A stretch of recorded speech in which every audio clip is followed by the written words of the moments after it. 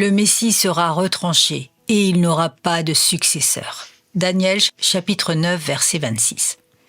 Que son nom soit béni, car il n'y avait en lui aucune raison pour qu'il meure. La mort n'avait aucun droit sur lui, car il n'y avait en lui ni péché originel, ni péché commis pendant sa vie sur la terre. Personne n'avait le droit de le faire mourir, car il n'avait fait de tort à personne. Personne n'aurait pu le retenir de force s'il n'avait pas lui-même consenti à mourir. Mais voilà, l'un pêche et un autre souffre. Nous avons offensé la justice, il a payé pour l'expiation de nos offenses.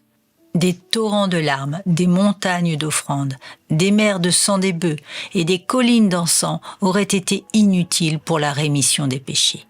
Mais Jésus a été crucifié pour nous, et en même temps, la colère qui pesait sur nous a été retranchée, car le péché a été jeté au loin à jamais. Grâce à sa sagesse, le plus sûr et rapide moyen d'expiation par substitution fut mis en place. Cet acte d'humiliation a fait porter au Messie, au prince, une couronne d'épines et l'a fait mourir sur une croix.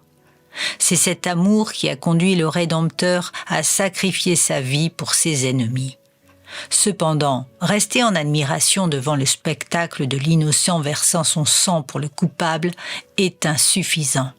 En effet, nous devons être certains de l'intérêt que nous avons dans ce sacrifice.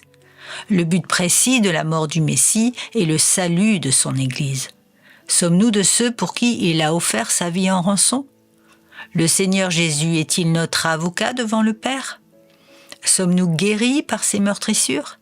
Cela serait une chose terrible de manquer notre part du sacrifice de Jésus. Mieux vaudrait ne pas être né. La question est solennelle, mais elle se pose dans des circonstances joyeuses, car c'est une question à laquelle peut être donnée une réponse claire et juste. Pour tous ceux qui croient en lui, il est un sauveur au présent. Et sur chacun d'eux, le sang de la réconciliation a été répandu.